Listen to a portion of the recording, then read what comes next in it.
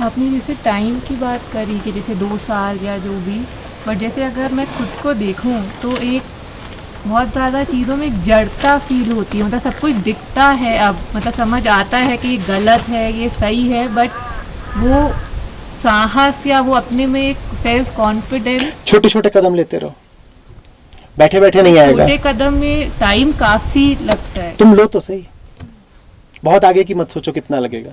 तुम रोज छोटे छोटे कदम लेते रहो, रुकना नहीं, बस भागने की कोई जरूरत नहीं है। वो छोटे कदम ही खेल जल्दी ही आगे बढ़ा देंगे। जितना तुम्हारे बस में है उतना पूरी ईमानदारी से करो, आगे की मत सोचो।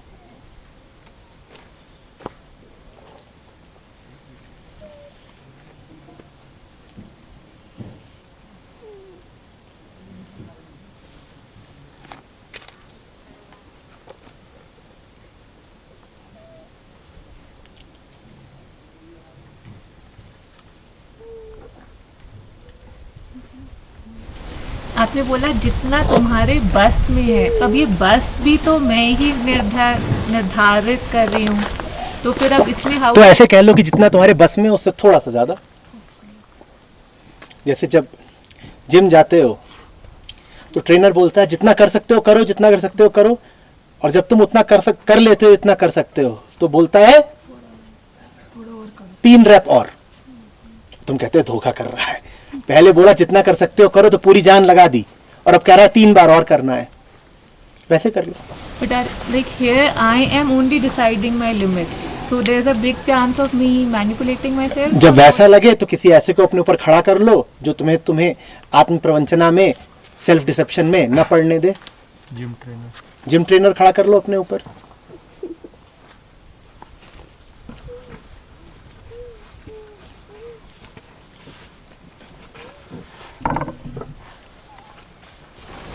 आचार्य जी, जो अलग अलग तरह का दुख और सुख होता है दुनिया में, जैसे अभी हमने बात की कि किसी का पर्सनल दुख या कहीं और कहीं कुछ और चल रहा है, या कहीं और कोई सुख और मेरा पर्सनल सुख, क्या वो सब एक ही पदार्थ है?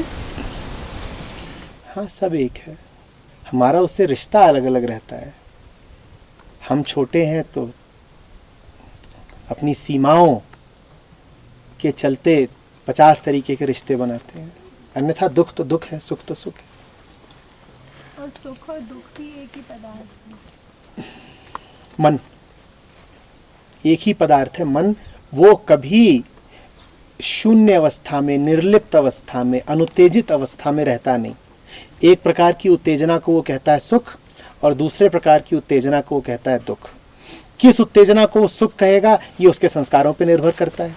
इसी तरह किस उत्तेजना को वो दुख कहेगा ये भी उसके संस्कारों पर निर्भर करता है। उत्तेजनाएं दोनों है, तनाव दोनों में है, सुख में भी तनाव है, दुख में भी तनाव है। मन का ही सुख दुख है, मन के ही। आचार्य जी, ओशो कहते हैं कि जो बदलता है उसे उसके साक्षी रहो, और जो नहीं बदलता, जो था है और रहेगा, उसे पकड़ने की कोशिश करो, और बाकी जो बदलता है उसके साक्षी रहो। तो फिर यहाँ तो सब कुछ बदलता है। जैसे कि एक डायमंड रहता है, वो भी करोड़ों लाखों साल के बाद शायद तो नष्ट होता ही होगा, क्योंकि वो बना है, ठीक है। तो कुछ ऐसा है ही नहीं जो यहाँ पे शाश्वत है। हाँ, तो कुछ भी तो नहीं। क्या करना चाहते हो? उम्मीद क्या है? तो वो बताते हैं कि वो उसे जुड़े रहो, तो ऐसा तो कुछ है नहीं। परमात्मा कुछ नहीं है। तुम इस उम्मीद में थे क्या कि दुनिया में 15-20 चीजें हैं जो बदलेंगी, टूटेंगी, और फिर एक चीज ऐसी भी मिल जाएगी जो अनंत है, अमिट है? यहाँ ऐसा कुछ नहीं है जो अमिट है। तो उन्होंने बोला शाश्वत को पकड़ो। तो तुमने शाश्वत खन्ना का जाकर गला पकड़ लिया है। अच्छा, शाश्वत पकड़ो ऐसे नहीं बोला, वैसे साक्षी बोला है। हाँ हाँ हाँ, ठीक है। जो बदल रहा है उसके साक्षी हो गए यदि तुम, तो तुमने बिना प्रयत्न करे ही शाश्वत को पकड़ ही लिया। ये कोई दो अलग अलग बातें थोड़े ही हैं। जो चलायमान है उसका साक्षी होना ही तो है अचल में स्थापित हो जाना। ये दोनों अलग अलग घटनाएं थोड़े ही हैं कि पहले जरा चलायमान के साक्षी हो जाओ और दूसरी तरफ जाकर के अचल को पकड़ लो। जो कुछ भी घट रहा है, बीत रहा है, तुम यदि उसके अचल दृष्टा हो तो अचल हो तो गए, और अचल हुए बिना तुम वास्तविक अर्थों में दृष्टा नहीं हो सकते। अचल दृष्टा को ही साक्षी कहते हैं। हम जिस प्रकार के दृष्टा होते हैं वो अचल नहीं होता, वो भी चलायमान होता है। दृश्य चलता है, दृष्टा भी उसके साथ चल पड़ता है। हम चलायमान दृष्टा हैं। अचल दृष्टा को कहते हैं साक्षी। दृश्य बदल रहे हैं, दृष्टा अचल है, ऐसा दृष्टा हुआ साक्षी।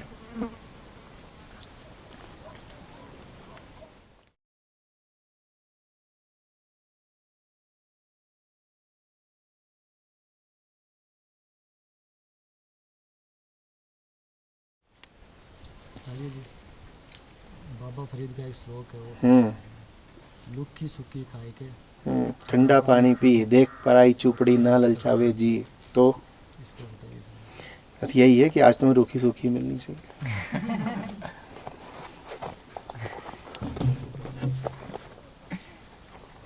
मस्त रहो बस, शांति में मस्त रहो।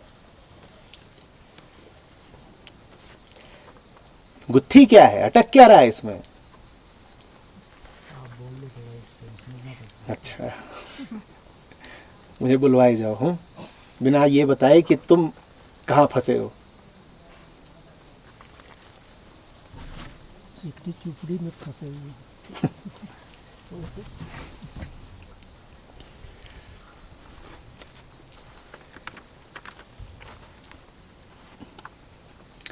अपने आप को जब छोटा मानोगे तभी तुलना करोगे, अन्यथा तुलना मन में उठती ही नहीं है। और ऐसा जीवन जियो क्यों जिसमें छोटापन निहित हो।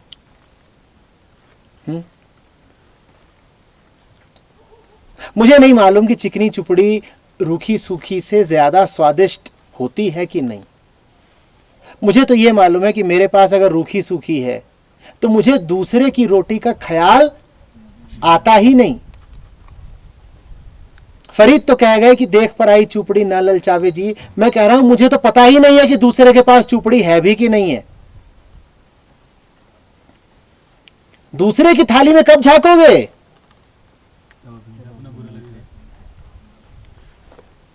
ये अपने से कोई शिकवा होगा। काहे को ऐसी जिंदगी जियो जहां खुद से ही शिकवा हो।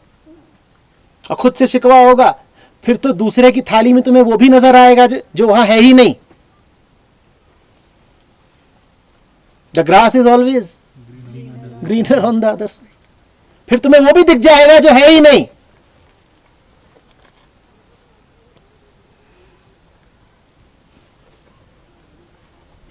तो फरीद तो इतना ही कह रहे हैं कि दूसरे की चिकनी चुपड़ी रोटी देख के, घी लगी रोटी देख के लालच न करो।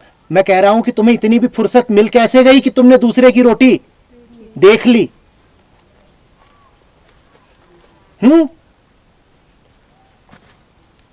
काहे को झांक रहा है इधर उधर? इसी को दूसरे तरीकों से पुराने लोग समझा गए हैं कि पर गमन मत करो। न पर धन का गमन करो, न पर स्त्री का गमन करो, पराये का गमन करो ही मत। वो जो पराये के गमन का निषेध किया गया था उसमें से सामान्य संस्कृति में बस पर स्त्री गमन बचा है, उसका निषेध बाकी है। पर बात सिर्फ पर स्त्री गमन या दूसरे की दौलत को देखकर न ललचाने की नहीं है, बात पर गमन की है। आत्मस्थ रहो ताकि पराये में गमन न हो। जीवन ऐसा जियो कि संसार ललचाए ही नहीं।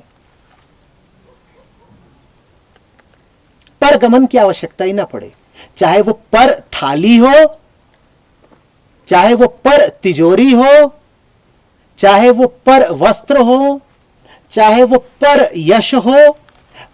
पर माने दूसरा, दूसरे का कुछ भी तुम्हें आकर्षित करे ही ना।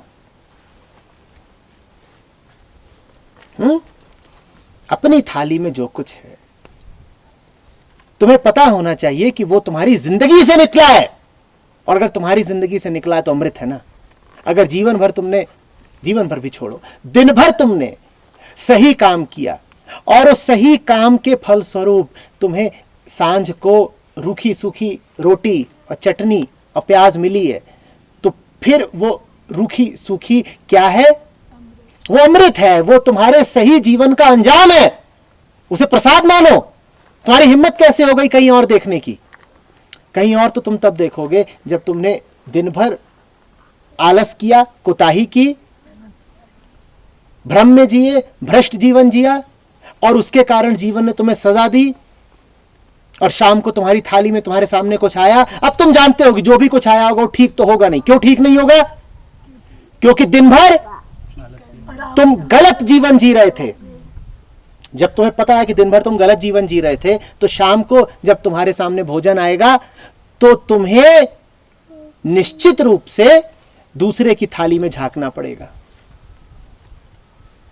विचार तो करो, तुमने यदि सही जिंदगी जी है तो शाम को तुम्हारी थाली में जो आता है, या महीने के अंत में तुम्हें जो पगार मिलती है, तुम्हारे लिए वो क्या होगी? अमृत होगी, उपहार होगी। तुम कहोगे ये पैसा नहीं है, ये मेरी सही जिंदगी का मेहनत की कमाई, अंजाम है, ये फल है।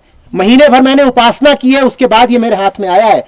मैं इसका तिरस्कार कैसे कर सकता हूं? मैं इसे कम या छोटा कैसे कह सकता हूं?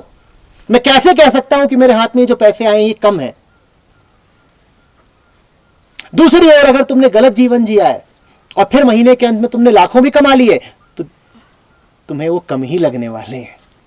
इसीलिए ज्यादातर लोग जो लाखों कमाते हैं वो लाखों से भी संतुष्ट नहीं हो पाते, क्योंकि वो लाखों जो उन्होंने कमाए हैं वो सही जीवन से, सम्यक जीवन से, निर्भय जीवन से, प्रेमपूर्ण जीवन से नहीं आए हैं। सही जिंदगी जियो, उसके बाद अंजाम भूल जाओगे। जो गलत जीवन जी रहे होते हैं वो अंजाम को लेकर डरे होंगे ही। ठीक वैसे जैसे कि एक परीक्षार्थी जो गलत पर्चा लिख करके आ गया है, वो अंजाम को लेकर के डरा रहेगा। जब तक परीक्षा फल घोषित नहीं हो जाएगा तब तक उसकी सुखबुकी लगी रहेगी, न जाने क्या होने वाला है, न जाने क्या होने वाला है। हुआ होगा तुम्हारे साथ। गलत काम करोगे तो अंजाम का खौफ बना ही रहेगा।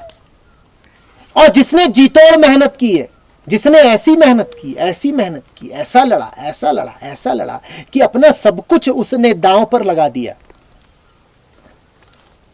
यकीन मानो उसके मन से अंजाम की ख्वाहिश मिट जाती है। यह बात थोड़ी अजीब है। तुम अंजाम की खातिर ही ऐसे लड़ जाओ, ऐसे लड़ जाओ, ऐसे लड़ जाओ कि अपना सब कुछ दांव पर लगा दो, तो फिर अंजाम ही तुम्हारे लिए मूल्यहीन हो जाता है।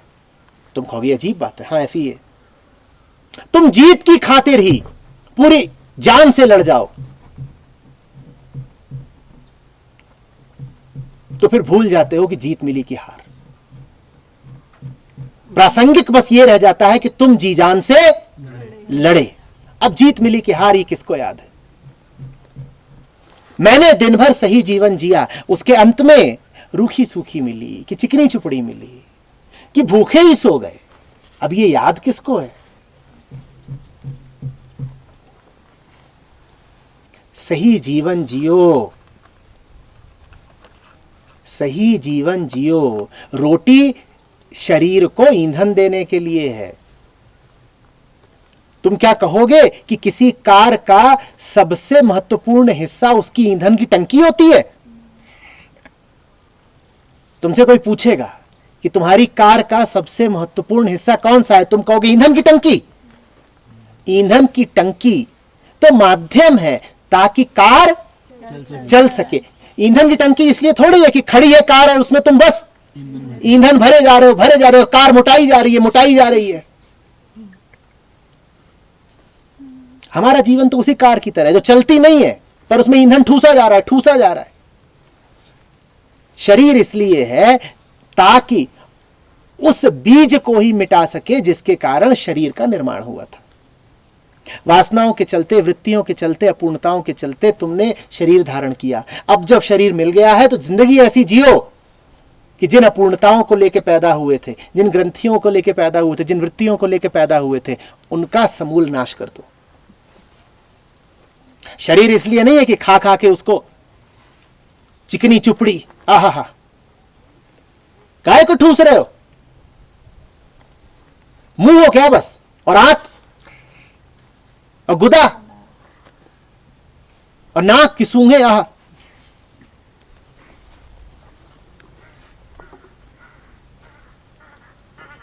ये चॉइस हमारे पास है, आप बताइए।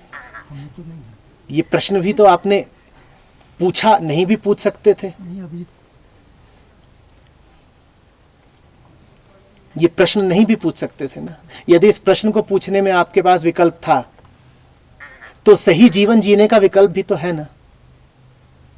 गलत जीवन निर्विकल्प है और सही जीवन जीने में कहते हो कि नहीं, विकल्प ही नहीं है मेरे पास।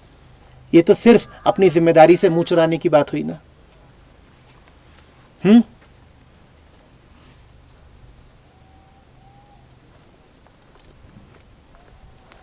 आचार्य जी इसमें कभी विरोधाभास नहीं होता कि ये यू आर नॉट डूइंग।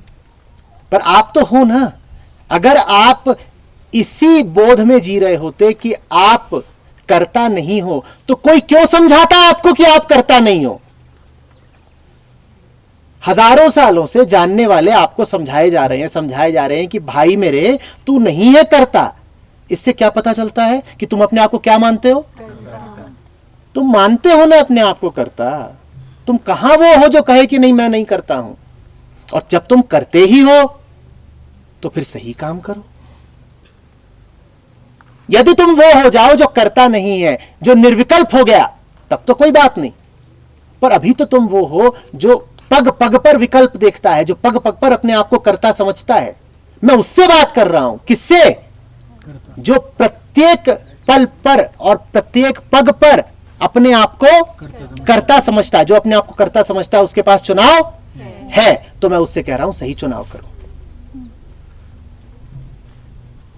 आचार्य जी, चुनाव करना कभी कभार मुश्किल नहीं हो जाता है? कभी तुम निर्णय- जानो, मुझसे क्या पूछ रहे हो? मुश्किल नहीं हो जाता। जैसे अब मैं अगर पैसे और पावर के पीछे ना भागूं और जो सच्चाई जो मुझे पसंद है उसका काम करूं, लेकिन ये संसार भी तो ऐसा है कि अब जैसे करप्ट पॉलिटिशियन है, हमको कोई परेशान कर रहा है, हमारी कोई ज़मीन हड़प लिया है, तो चाहिए नहीं कि पावर और पैसा थोड़ा काम। कितने लोग बैठे हैं यहाँ पे कुल? और दुनिया की आबादी क्या है? 800 करोड़। तो संसार के साथ क्यों नहीं हो? यहाँ आके काहे बैठे?